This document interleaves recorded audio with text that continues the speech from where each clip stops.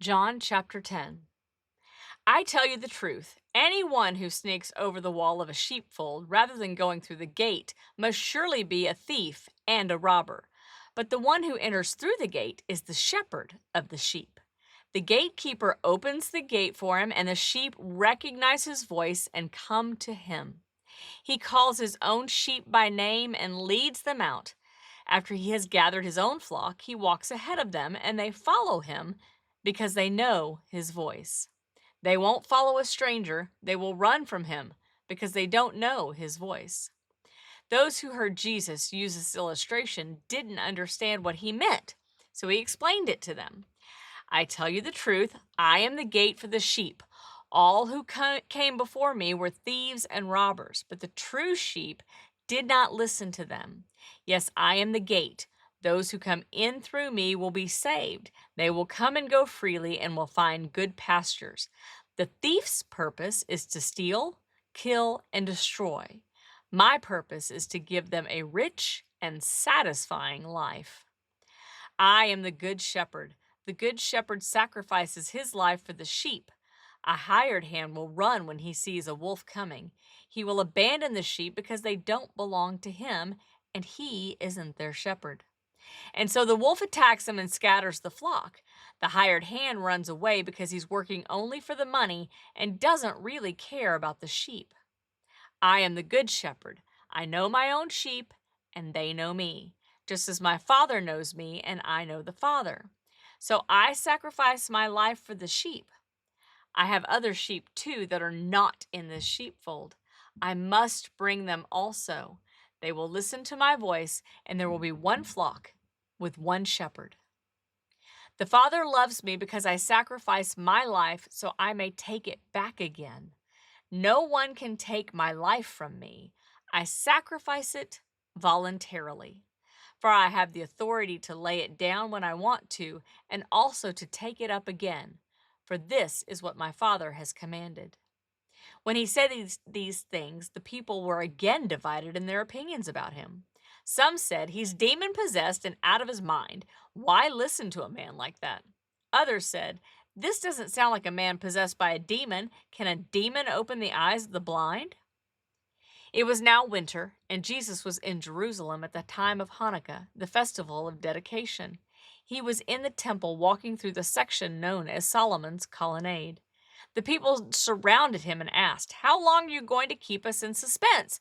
If you are the Messiah, tell us plainly."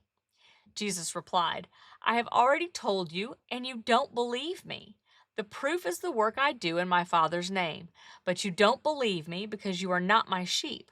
My sheep listen to my voice. I know them, and they follow me. I give them eternal life, and they will never perish. No one can snatch them away from me, for my Father has given them to me, and He is more powerful than anyone else. No one can snatch them from the Father's hand. The Father and I are one." Once again, the people picked up stones to kill him. Jesus said, "At my Father's direction, I have done many good works. For which one are you going to stone me?" They replied, "We're stoning you not for any good work, but for blasphemy. You, a mere man, claim to be God." Jesus replied, "It is written in your own scriptures that God said to certain leaders of the people, 'I say you are gods,' and you know that the scriptures cannot be altered. So if those people who received God's message were called gods, why do you call it blasphemy when I say I am the Son of God? After all, the Father set me apart and sent me into the world. Don't believe me unless I carry out my Father's work. But if I do his work, believe in the evidence of the miraculous works I have done.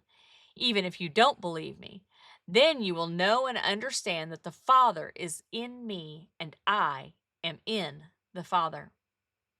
Once again, they tried to arrest him, but he got away and left them. He went beyond the Jordan River near the place where John was first baptizing and stayed there a while, and many followed him.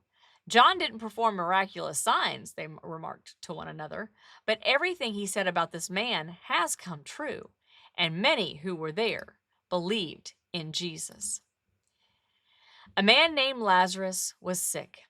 He lived in Bethany with his sisters, Mary and Martha.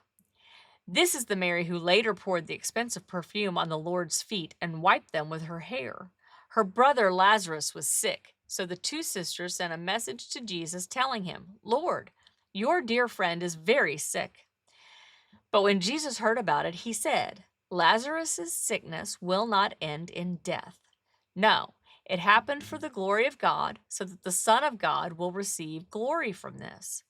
So, although Jesus loved Martha, Mary, and Lazarus, he stayed where he was for the next 2 days. Finally, he said to his disciples, Let's go back to Judea. But his disciples objected. Rabbi, they said, only a few days ago the people in Judea were trying to stone you. Are you going there again? Jesus replied, There are 12 hours of daylight every day. During the day, people can walk safely. They can see because they have the light of this world. But at night, there is danger of stumbling because they have no light. Then he said, Our friend Lazarus has fallen asleep, but now I will go and wake him up.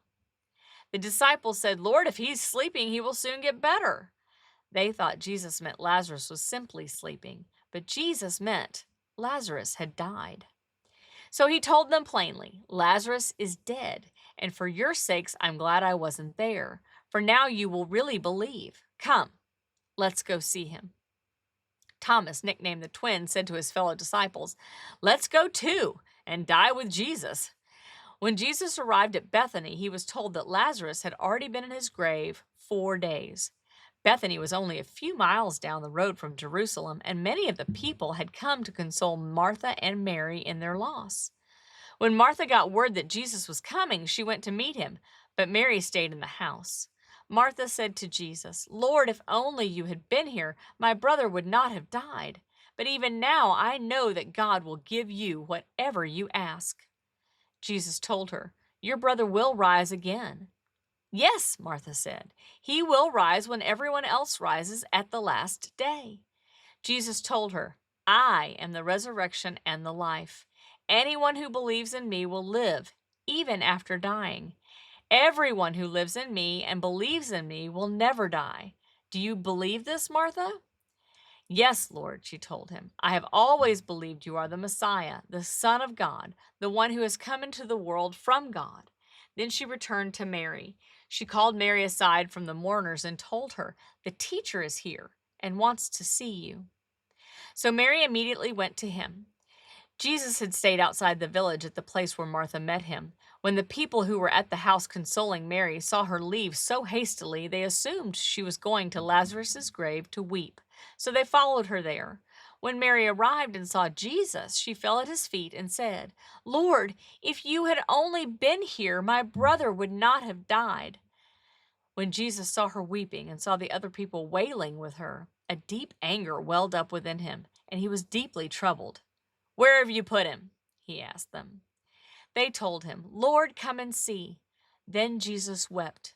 The people who were standing nearby said, See how much he loved him? But some said, This man healed a blind man. Couldn't he have kept Lazarus from dying? Jesus was still angry as he arrived at the tomb, a cave with a stone rolled across its entrance. Roll the stone aside, Jesus told them. But Martha, the dead man's sister, protested, Lord, he has been dead for 4 days. The smell will be terrible. Jesus responded, Didn't I tell you that you would see God's glory if you believe? So they rolled the stone aside. Then Jesus looked up to heaven and said, Father, thank you for hearing me. You always hear me. But I said it out loud for the sake of all these people standing here so they will believe you sent me. Then Jesus shouted, Lazarus, come out! And the dead man came out, his hands and feet bound in grave clothes and his face wrapped in a headcloth. Jesus told them, Unwrap him and let him go. Many of the people who were with Mary believed in Jesus when they saw this happen, but some went to the Pharisees and told them what Jesus had done. Then the leading priests and Pharisees called the high council together. What are we going to do? They asked each other. This man certainly performs many miraculous signs. If we allow him to go on like this, soon everyone will believe in him. Then the Roman army will come and destroy both our temple and our nation. Caiaphas, who was high priest at that time, said, "You don't know what you're talking about. You don't realize that it's better for you that one man should die for the people than the whole nation be destroyed." He did not say this on his own. As high priest at that time, he was led to prophesy that Jesus would die for the entire nation, and not only for that nation, but to bring together and unite all the children of God scattered around the world. So from that time on, the Jewish leaders began to plot Jesus' death. As a result, Jesus stopped his public ministry among the people and left Jerusalem. He went to a place near the wilderness, to the village of Ephraim, and stayed there with his disciples. It was now almost time for the Jewish Passover celebration, and many people from all over the country arrived in Jerusalem several days early so they could go through the purification ceremony before Passover began. They kept looking for Jesus, but as they stood around in the temple, they said to each other, "What do you think? He won't come for Passover, will he?" Meanwhile, the leading priests and Pharisees had publicly ordered that anyone seeing Jesus must report it immediately so they could arrest him.